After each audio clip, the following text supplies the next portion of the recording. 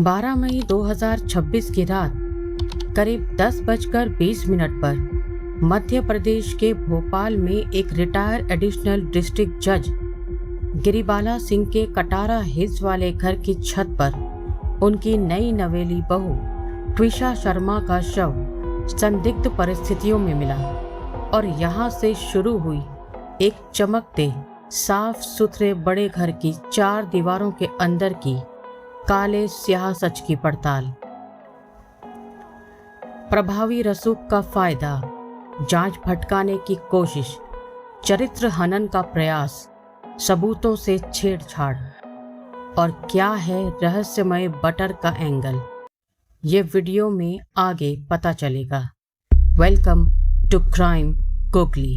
एक चमकता हुआ मॉडलिंग करियर, साउथ की फिल्मों में पहचान और दिल्ली की एक बेहतरीन कॉर्पोरेट जॉब। 33 साल की ट्विशा शर्मा के पास एक परफेक्ट लाइफ थी। 2024 में शादी.com पे उनकी मुलाकात एक हाई प्रोफाइल क्रिमिनल लॉयर समर्थ सिंह से होती है। समर्थ की मां मध्य प्रदेश में रिटायर्ड एडिशनल डिस्ट्रिक्ट जज थी, यानी एक ऐसा परिवार जिसके पास पावर भी थी और कानून की समझ भी। 1.5 साल की डेटिंग के बाद दिसंबर 2025 में दोनों की शादी होती है और ट्विशा भोपाल के कटारा हिल्स अपने ससुराल में शिफ्ट हो जाती है। मगर किसे पता था कि इस परफेक्ट फैमिली और आलीशान शादी के पीछे एक ऐसा सच छिपा है जो कुछ ही महीनों में सब कुछ तबाह कर देगा। शादी के तुरंत बाद ट्विशा के सपनों का घर एक पिंजरे में बदलने लगा। ट्विशा के परिवार का आरोप है कि ससुराल में कदम रखते ही उसके साथ मेंटल फिजिकल क्रुएलिटी का एक भयानक दौर शुरू हो गया। ट्विशा एक मॉडर्न और एम्बिशियस लड़की थी, लेकिन उसके इन-लॉज को उसका यही अंदाज खटकने लगा। उसके मॉडलिंग करियर, उसके कपड़ों, उसके पुराने रिलेशनशिप और उसके मॉडर्न लाइफस्टाइल को लेकर लगातार उसे टारगेट किया जाने लगा। रोज रोज की इस मेंटल हैरेसमेंट और कैरेक्टर असैसिनेशन ने ट्विशा को अंदर से बुरी तरह तोड़ कर रख दिया था। इस पूरी घटना से कुछ दिन पहले ट्विशा ने अपनी मां को व्हाट्सएप पर कुछ ऐसे मैसेजेस भेजे जो आज इस केस का सबसे बड़ा सबूत हैं। उन मैसेजेस में ट्विशा का दर्द साफ दिख रहा था। उसने लिखा था कि वो इस घर में बुरी तरह से फंस चुकी है, उसका दम घुट रहा है। ट्विशा के परिवार का ये दावा है कि मीडिया में जो चैट सामने आई हैं, वो तो उस टॉर्चर का सिर्फ 10% हिस्सा है। असली कहानी तो उससे कहीं ज्यादा खौफनाक है। अब इस मामले में 2 बिल्कुल अलग थ्योरीज सामने आ रही हैं। ससुराल वालों का कहना है कि ट्विशा डिप्रेशन का शिकार थी और उन्होंने खुद ये कदम उठाया।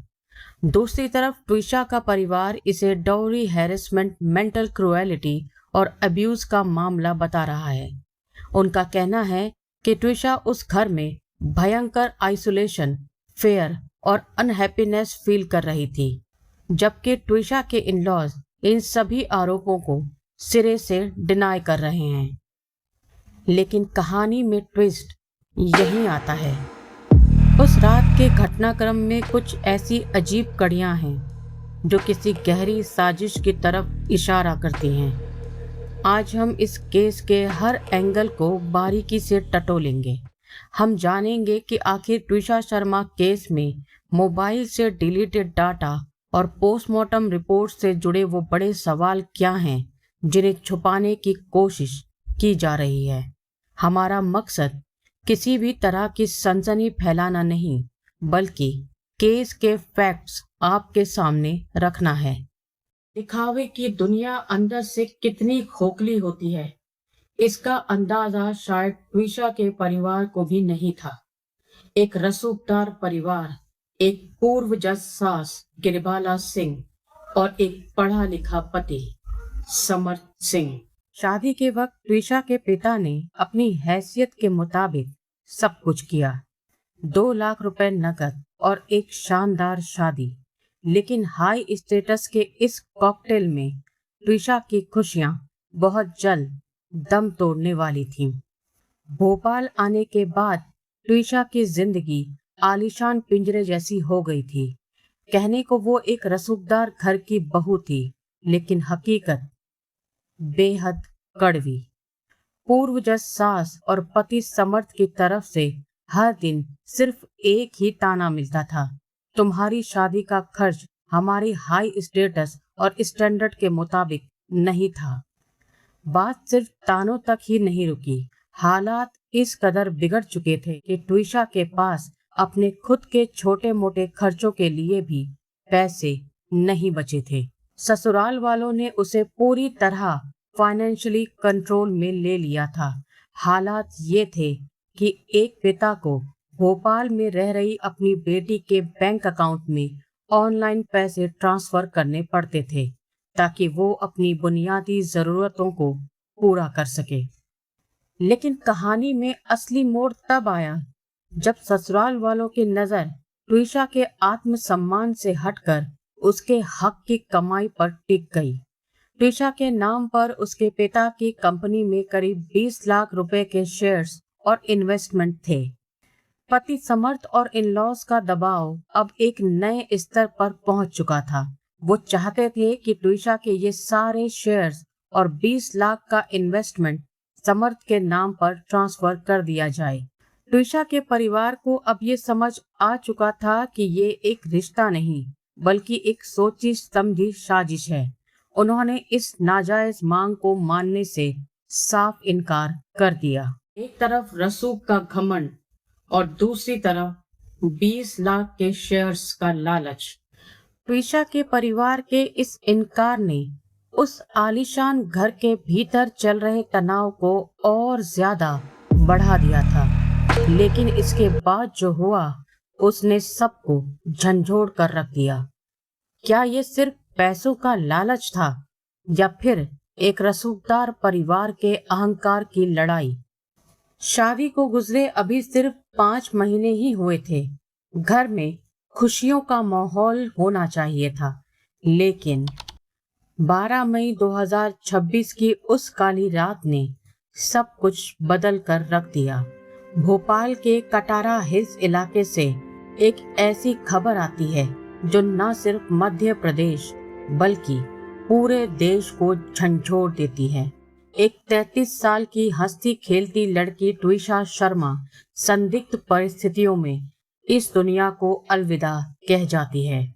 ससुराल पक्ष का दावा था कि ट्विशा ने खुद को नुकसान पहुंचाने की कोशिश की, जिसके बाद उसकी तबीयत बेहद गंभीर हो गई। उसे आनन फानन में भोपाल के एम्स अस्पताल में ले जाया गया, लेकिन जब तक वो अस्पताल पहुंचती तब तक बहुत देर हो चुकी थी। डॉक्टर्स ने उसे ब्रॉड डेड यानी मृत घोषित कर दिया। लेकिन कहानी यहीं खत्म नहीं होती, बल्कि यहाँ से एक बड़े रहस्य की शुरुआत होती है। ट्विशा का परिवार इस थ्योरी को मानने के लिए बिल्कुल तैयार नहीं था। उन्होंने शुरू से ही ट्विशा की मौत को संदिग्ध माना। पुलिस की शुरुआती जांच और पोस्टमार्टम रिपोर्ट पर लगातार सवाल उठने लगे। पुलिस ने मौके पर पहुंचकर तफ्तीश शुरू की और क्राइम सीन से मिले सारे साक्ष्यों को समेटते हुए एक सीजर मेमो तैयार किया। लेकिन इन दस्तावेज में एक ऐसी कानूनी चूक रह गई जिसने आगे चलकर पूरी जांच पर ही सवाल खड़े कर दिए। न्याय की गुहार लगाते हुए परिवार भोपाल की सड़कों पर धरने पर बैठ गया। सवालों और सबूतों के इसी चक्रव्यूह के बीच घटना के ठीक 3 दिन बाद यानी 15 मई 2026 को कानून हरकत में आता है।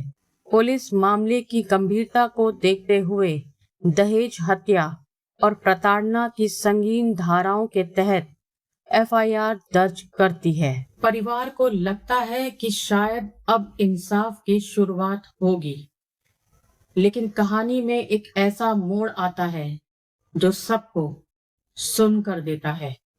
एफआईआर दर्ज हुए अभी महज कुछ ही घंटे बीते थे कि भोपाल की 10वीं एडिशनल सेशन कोर्ट से एक ऐसा फैसला आता है। कोर्ट ने मृत ट्विशा की सास और पूर्व जज गिरिबाला सिंह को अग्रिम जमानत एंटीसिपेटरी बेल दे दी।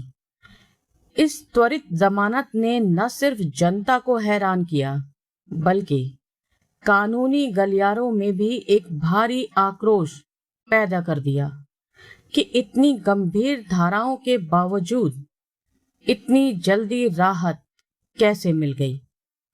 लेकिन कहानी का दूसरा सिरा अभी और उलझा हुआ था। वहीं दूसरी तरफ इस केस का मुख्य आरोपी और ट्विशा का पति समर्थ सिंह, जिसकी जमानत याचिका खारिज हो चुकी थी, वो कानून की गिरफ्त से बहुत दूर भाग रहा था। समर्थ करीब 10 दिनों तक फरार रहा। हालात इतने गंभीर हो चुके थे कि पुलिस को बकायदा उस पर इनाम घोषित करना पड़ा। चारों तरफ से बढ़ते दबाव और पुलिस की घेराबंदी के बाद आखिरकार समर्थ ने कोर्ट में सरेंडर कर दिया। इसके बाद शुरू होता है इस केस का वो अध्याय जिसे इतिहास में चरित्र हनन और पब्लिक ट्रायल के नाम से देखा गया। जमानत पर बाहर आते ही पूर्व जज गिरिबाला सिंह ने मीडिया का रुख किया। उन्होंने एक के बाद एक कई इंटरव्यूज दिए, जिसे लेकर बाद में उनकी भारी आलोचना हुई। इन इंटरव्यूज में उन्होंने उस मृत ट्विशा पर, जो अब अपनी सफाई देने के लिए इस दुनिया में नहीं थी, कई बेहद गंभीर और पर्सनल एलिगेशन लगाने शुरू कर दिए। पहला दावा उन्होंने ये किया कि ट्विशा मानसिक रूप से अस्वस्थ थी।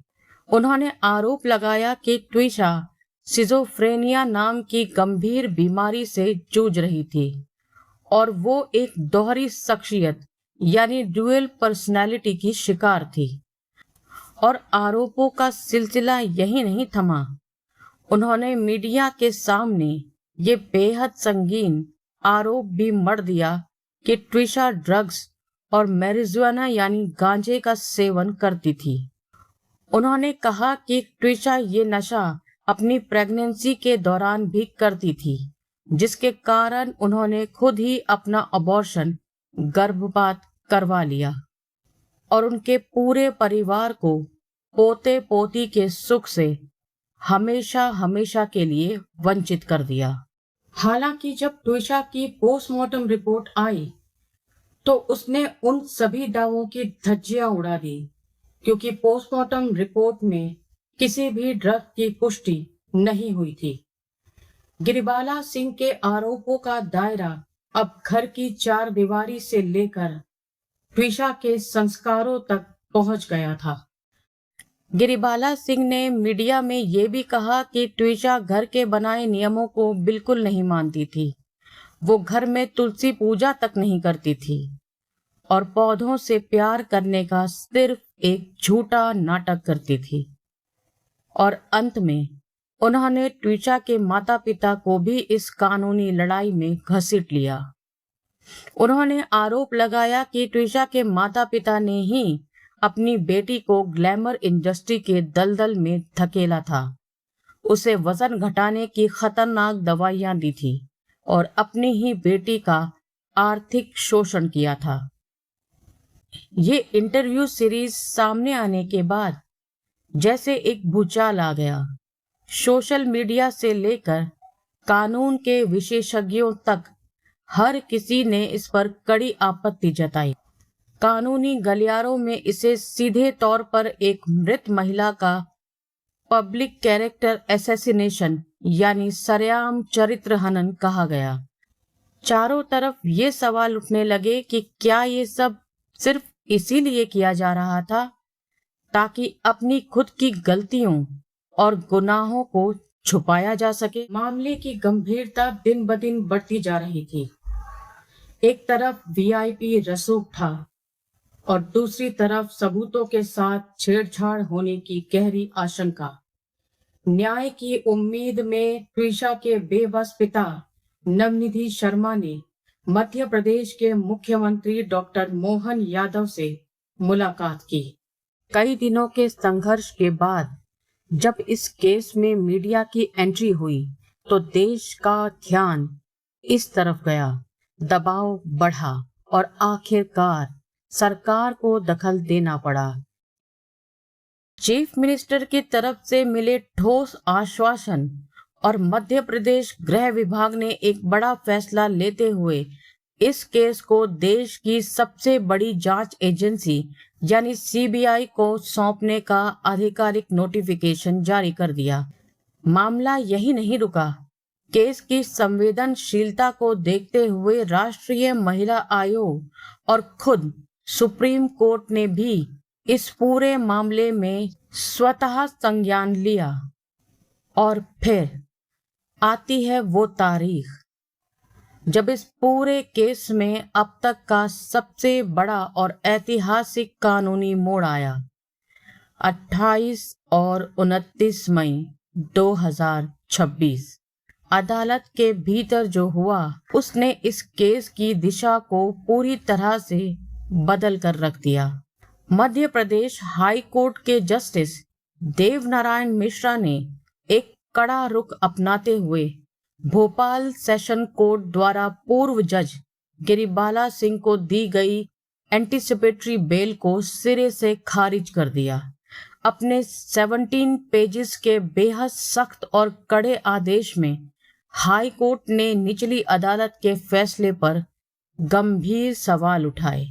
हाई कोर्ट ने साफ कहा कि निचली अदालत ने व्हाट्सएप चैट्स, गवाहों के बयान और ट्विशा के शरीर पर मौजूद चोट के निशानों जैसे बेहद महत्वपूर्ण और संवेदनशील सबूतों को पूरी तरह से नजरअंदाज कर दिया था। कोर्ट ने अपने आदेश में ये भी माना कि आरोपी पक्ष की तरफ से इस पूरी घटना को लेकर कोई पछतावा नहीं दिखाया गया और इस बात की पूरी संभावना है कि बाहर रहते हुए सबूतों के साथ छेड़छाड़ की जा सकती है। इस पूरी कहानी के बीच एक ऐसा सच भी दफन है जिसकी परतें खुलना अभी बाकी है। ट्विशा के एबॉर्शन यानी मेडिकल टर्मिनेशन ऑफ प्रेगनेंसी की सच्चाई आखिर क्या है? इसे लेकर मायके और ससुराल दोनों ही पक्षों के दावे एक दूसरे से बिल्कुल अलग और विरोधाभासी हैं। सीबीआई इस बात की भी अब गहराई से जांच कर रही है कि ट्विशा का अबॉर्शन उसकी मर्जी से हुआ था या फिर उसके ऊपर कोई बहुत बड़ा मानसिक या शारीरिक प्रेशर बनाया गया था। ट्विशा के पिता नवनिधि शर्मा और उनके परिवार के आरोप इस पूरी मिस्ट्री को और भी ज्यादा खौफनाक बना देते हैं। परिवार का सीधा और बेहद गंभीर आरोप है कि ये सब कुछ ट्विशा के चरित्र पर शक करने से शुरू हुआ था। उनके मुताबिक अप्रैल 2026 में जब ट्विशा प्रेग्नेंट हुई तो खुशियां मनाने के बजाय उसके पति समर्थ और सास गिरिबाला ने उसके चरित्र पर उंगली उठाना शुरू कर दिया। उन्होंने ट्विशा पर ये बेहद दर्दनाक और मानसिक रूप से तोड़ देने वाला आरोप लगाया कि ये बच्चा समर्थ का नहीं बल्कि किसी और का है और इसी शक की वजह से ससुराल वालों ने ट्विशा को बुरी तरह मेंटली टॉर्चर करना शुरू कर दिया। ट्विशा के परिवार का ये आरोप है कि हैरेसमेंट का ये सिलसिला यही नहीं रुका बल्कि मई के फर्स्ट वीक में ट्विशा को जबरन एमटीपी यानी अबॉर्शन कराने के लिए मजबूर किया गया। लेकिन यहाँ कहानी का दूसरा पहलू भी है। पति समर और पूर्व जज सास गिरिबाला सिंह की थ्योरी इससे बिल्कुल उलट है। उनका दावा है कि ट्विशा खुद इस बच्चे को दुनिया में नहीं लाना चाहती थी। गिरिबाला सिंह ने बकायदा मीडिया के सामने आकर ये स्टेटमेंट दिया कि प्रेगनेंसी के बाद ट्विशा का बिहेवियर अचानक काफी बदल गया था और वो ये बच्चा नहीं चाहती थी। अब सच क्या है? जब ट्विशा की पहली पोस्टमार्टम रिपोर्ट सामने आई तो उसने इस केस में एक बड़ा मोड़ ला दिया। रिपोर्ट ने साफ कंफर्म किया कि ट्विशा की डेथ से ठीक 1 हफ्ते पहले उसका अबॉर्शन हुआ था और डॉक्टर्स के मुताबिक इसके लिए प्रॉपर मेडिकल प्रोसीजर यानी एमटीपी अपनाया गया था। क्योंकि दोनों पक्षों के दावों में इतना बड़ा विरोधाभास कॉन्ट्रडिक्शन है, इसीलिए अब सीबीआई इस पूरे केस की कड़ियों को जोड़ रही है। सीबीआई की टीम अब उस डॉक्टर को ट्रेस करने में जुटी है जिसने ट्विशा का अबॉर्शन किया था या उसे दवाइयां प्रिस्क्राइब की थीं। इस इन्वेस्टिगेशन में सबसे क्रूशियल पार्ट है ट्विशा की सहमति। जांच एजेंसी हॉस्पिटल के सारे रिकॉर्ड्स और ट्विशा के साइन किए हुए डॉक्यूमेंट्स को बारीकी से खंगाल रही है ताकि ये पता लगाया जा सके कि उसने उस कंसेंट फॉर्म पर अपनी मर्जी से साइन किए थे या फिर उस पर कोई बहुत बड़ा प्रेशर था। जांच एजेंसियों के हाथ डिजिटल सबूतों का एक ऐसा सिरा लगा जो सीधे तौर पर सबूत मिटाने की कोशिश यानी एविडेंस टेम्परिंग की तरफ इशारा करता है। पुलिस और सीबीआई की शुरुआती टेक्निकल जांच में एक बेहद चौंकाने वाला सच सामने आया। ट्विशा की मौत के ठीक बाद उसके पति समर सिंह के मोबाइल से ट्विशा और उसके परिवार वालों के साथ हुई कई इंपॉर्टेंट व्हाट्सएप चैट्स और चैट्स लॉग को डिलीट कर दिया गया था। आखिर समर्थ ने उन चैट्स को क्यों डिलीट किया? क्या उनमें कोई ऐसा सच था जो उसके खिलाफ जा सकता था? समर्थ के फोन से डिलीट किए गए इन चैट्स को रिकवर करने और ट्विशा द्वारा अपने पेरेंट्स को भेजे गए आखिरी व्हाट्सएप मैसेजेस की सच्चाई जानने के लिए अब पूरे डिलीटेड डेटा की फॉरेंसिक जांच की जा रही है। इन तमाम डिजिटल फुटप्रिंट्स, फॉरेंसिक रिपोर्ट्स और बयान के उलझे हुए भंवर के बीच कानूनी और आधिकारिक रूप से अभी ये तय होना बाकी है कि आखिर ट्विशा की इस खौफनाक दास्तान का असल मास्टरमाइंड कौन है। पुलिस की शुरुआती लापरवाही, पोस्टमार्टम रिपोर्ट में विरोधाभास और घर की सीसीटीवी फुटेज का रहस्य, हर एक सबूत पर आज सवाल या निशान खड़ा है। क्या ट्विशा के साथ कोई गहरी साजिश हुई थी या सच कुछ और है? आज देश की नजरें सीबीआई की जांच पर टिकी हैं। केस अब एक ऐसे मोड़ पर आ चुका है जहां पूरा खेल डिजिटल सबूतों पर टिका है। सीबीआई के टेक्निकल और फॉरेंसिक एक्सपर्ट्स इस वक्त उन डिलीटेड चैट्स को रिकवर करने में लगे हैं जिन्हें जानबूझकर मिटाया गया था। माना जा रहा है कि इन चैट्स के रिकवर होते ही ट्विशा पर बनाए जा रहे एबॉर्शन के प्रेशर और घरेलू प्रताड़ना का असली सच सामने आ जाएगा। लेकिन इस इन्वेस्टिगेशन में एक और बड़ा ट्विस्ट आता है। ट्विशा का गायब सिम कार्ड और डिजिटल लॉक्स। जांच में पता चला कि ट्विशा का सिम कार्ड और उससे जुड़े कुछ डिजिटल रिकॉर्ड्स को पूरी तरह से गायब करने की कोशिश की गई है। एक वायरल ऑडियो रिकॉर्डिंग की जांच भी सीबीआई कर रही है ताकि सच का पता लगाया जा सके। सबूतों के साथ कोई और छेड़छाड़ ना हो, इसीलिए सिट और सीबीआई ने तुरंत टेलीकॉम कंपनियों को ऑफिशियली लेटर लिखा है। उनसे डिमांड की गई है कि 12 मई से 20 मई के बीच के call detail records, wifi logs और लोकेशन डेटा को तुरंत फ्रीज और सुरक्षित रखा जाए। पर कहानी का सस्पेंस छिपा है सीसीटीवी फुटेज के हेरफेर में।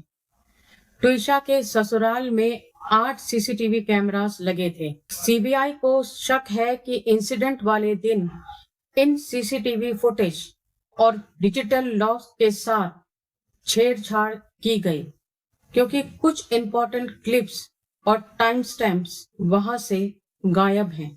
हालांकि पूर्व जज और ट्विशा की सास गिरिबाला सिंह ने कोर्ट में दावा किया था कि उस दिन सीसीटीवी में सिर्फ एक टेक्निकल खराबी थी, लेकिन सीबीआई इस दलील को इतनी आसानी से मानने वाली नहीं है और इस टेक्निकल फॉल्ट के पीछे छिपे असली सच की गहराई से जांच कर रही है।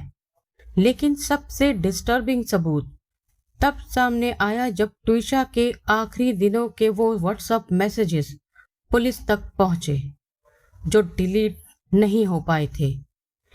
ट्विशा की फैमिली ने इन चैट्स को तुरंत पुलिस को सौंप दिया। जब इन्वेस्टिगेटर्स ने इन मैसेजेस को पढ़ा तो केस की सच्चाई का एक और शॉकिंग लेयर खुल गया। ट्विशा ने अपनी मां को लिखा था, मैं बहुत दर्द में हूँ। ये लोग बहुत घटिया हैं। ये लगातार मुझ पर शक करते हैं। समर्थ ने तो यहाँ तक पूछ लिया कि मैं किसका बच्चा पेट में लेकर घूम रही हूँ। प्लीज मुझे यहाँ से ले जाओ। ये लोग मुझे जीने नहीं देंगे। एक प्रेग्नेंट लड़की जो अपने पति और ससुराल वालों से इतना डर रही थी कि अपनी माँ से मदद मांग रही थी, लेकिन वो मदद उस तक पहुंचती इससे पहले ही। ये मैसेजेस सिर्फ इमोशनल नहीं थे, ये एक साइलेंट क्राई फॉर हेल्प थे। और जैसे कि इस केस में ट्विस्ट की कोई कमी नहीं थी, मीडिया रिपोर्ट्स में एक ऐसा एंगल आया जिस पर अब सीबीआई भी पूरी तरह फोकस कर रही है। सीबीआई हिरासत के दौरान समर्थ सिंह को किताबें पढ़ने की परमिशन मिली थी, लेकिन उसने जो नॉवेल चुना वो कोई आम किताब नहीं थी। उसने जापानी लेखिका असाको युजुकी का मशहूर क्राइम थ्रिलर बटर पढ़ना शुरू किया और रिपोर्ट्स के मुताबिक उसने इस बुक का एक बड़ा हिस्सा पढ़ भी लिया। अब सवाल ये है, कोइंसिडेंस या कैलकुलेटेड मूव? क्योंकि बटर की कहानी और ट्विशा केस की परिस्थितियों में कुछ ऐसी सिमिलैरिटीज दिख रही हैं जो नज़रअंदाज नहीं की जा सकती। एक प्रेग्नेंट महिला, फैमिली प्रेशर, शक और एक प्लान लगने वाली ट्रेजेडी, सब कुछ बुक के प्लॉट से मिलता जुलता लग रहा है। सीबीआई अब इन लिंक्स को खंगाल रही है। क्या समर्थ ने इन नॉवेल्स से कोई इंस्पिरेशन लिया? क्या ये बुक उसके दिमाग में कुछ आइडियाज डाल चुकी थी, या ये सच में सिर्फ एक संयोग था? लेकिन एक बात पक्की है, ट्विशा के वो आखिरी मैसेजेस उसकी हकीकत को बेनकाब करते हैं। एक तरफ उसकी डेस्परेट मदद की पुकार और दूसरी तरफ उसका पति जो हिरासत में जापानी क्राइम थ्रिलर नॉवेल पढ़ रहा है, जिसकी कहानी उसके अपने केस से हॉन्टिंगली मिलती है। ये ट्विस्ट केस को और भी मिस्टीरियस और डिस्टर्बिंग बना देता है। कानून के दो बड़े जानकारों के घर में हुई इस सस्पिशियस मृत्यु के पीछे क्या वाकई कोई सोची समझी साजिश है, या सच कुछ और है? इंसाफ सिर्फ होना नहीं चाहिए, इंसाफ होते हुए दिखना भी चाहिए। लेकिन जब हाई प्रोफाइल मौत के मामले में कानूनी रसूख, प्रशासनिक रस्साकशी और विरोधाभासी मेडिकल रिपोर्ट्स आपस में टकरा जाएं, तो न्याय की राह बेहद पेचीदा हो जाती है। भोपाल का ट्विशा शर्मा केस इसका ताजा और सटीक उदाहरण है। केस में असली भूचाल 28 मई 2026 को आता है, जब हाई कोर्ट से अग्रिम जमानत रद्द होते ही सीबीआई पूर्व जज सास गिरिबाला सिंह को गिरफ्तार कर लेती है। इसके बाद 29 मई को भोपाल कोर्ट माँ और बेटे दोनों को 2 जून तक के लिए 5 दिनों की सीबीआई रिमांड पर भेज देती है। इस रिमांड के दौरान सीबीआई किसी पुराने ढर्रे पर नहीं, बल्कि भारत की सबसे एडवांस फॉरेंसिक टेक का इस्तेमाल कर रही है। जांच को एक कॉन्क्रीट टाइमलाइन देने के लिए सीबीआई ने अपनाया टर्नल व्यू इन्वेस्टिगेशन अप्रोच। अब आप सोच रहे होंगे कि आखिर ये टर्नल व्यू मैपिंग है क्या?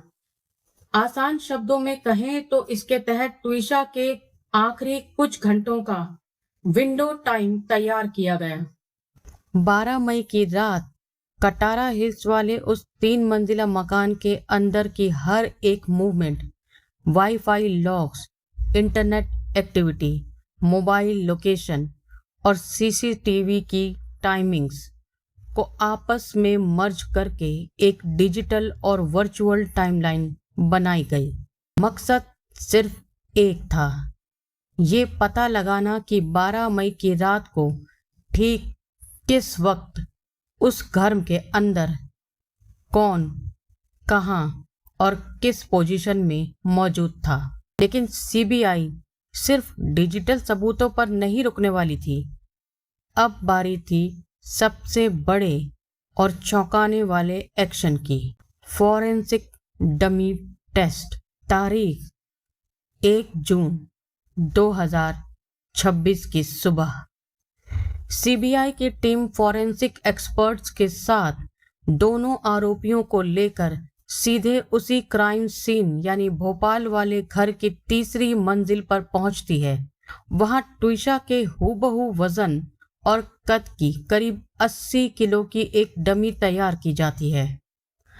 एक्सपर्ट्स की टीम उस 80 किलो की डमी के साथ क्राइम सीन को हूबहू रिक्रिएट करती है ताकि ट्विशा की मौत की असली वजह का पता लगाया जा सके। इसके बाद शुरू होता है असली सस्पेंस। आरोपी पति समर्थ ने पहले दावा किया था कि उसने अकेले ही बॉडी को नीचे उतारा था और सास गिरिबाला ने गांठ खोली थी। सीबीआई ने इसी थ्योरी को टेस्ट करने के लिए समर्थ से कहा, चलो अब इस 80 किलो के डमी को अकेले नीचे उतार कर दिखाओ। जब मौके पर उस डमी को बार बार लटकाकर टाइमिंग और फिजिकल स्ट्रेच को नापा गया तो माँ बेटे के बयानों की धज्जियां उड़ गई। ट्विशा के शरीर पर मिली 6 से 7 चोटों और इस डमी टेस्ट के मिसमैच को लेकर जब तीखे सवाल किए गए तो दोनों के पास कोई जवाब नहीं था। इस फॉरेंसिक डमी टेस्ट और टर्नल व्यू मैपिंग ने आरोपियों के बयानों और क्राइम सीन के बीच के झूठ को पूरी तरह बेनकाब कर दिया था। 2 जून की दोपहर 5 दिनों की सीबीआई रिमांड खत्म होते ही दोनों को सीबीआई की स्पेशल कोर्ट में पेश किया गया।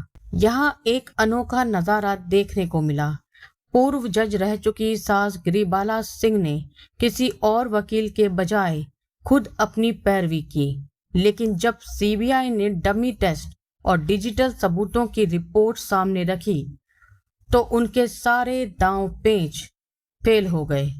बहस के दौरान कोर्ट रूम के अंदर ही गिरिबाला सिंह की झुंझलाहट और चिल्लाहट साफ देखने को मिली। नतीजा, सीबीआई की विशेष अदालत ने दोनों मां बेटे को 14 दिन यानी 16 जून तक न्यायिक हिरासत में जेल भेज दिया। वक्त का पहिया देखिए, आज गिरिबाला सिंह उसी जेल में एक आम कैदी हैं जहां उन्होंने कभी जज रहते हुए कई क्रिमिनल्स को सजा काटने भेजा था। इस केस में सीबीआई आरोपियों के बयानों के बजाय डिजिटल साक्ष्यों, डिलीटेड डाटा, चैट बैकअप्स और सीसीटीवी पर भरोसा कर रही है, क्योंकि बयानों को बदला जा सकता है लेकिन फॉरेंसिक डेटा को नहीं। ट्विशा शर्मा का केस आज देश की कानूनी व्यवस्था, रसूखदारों के दबाव और दहेज जैसी सामाजिक बुराई के खिलाफ एक बड़ी लड़ाई बन चुका है। सीबीआई इस बात की बारीकी से जांच कर रही है कि 12 मई की रात को उस घर के भीतर आखिरी घंटों में असल में क्या हुआ था। कभी कानून की रक्षक रही एक पूर्व जज और उनका वकील बेटा आज खुद कानून के कटघरे में सलाखों के पीछे खड़े हैं। अब देखना यह है कि ट्विशा को कब न्याय मिलता है। अगर मेरी रिसर्च पसंद आई हो तो वीडियो को लाइक, शेयर और कमेंट जरूर करें।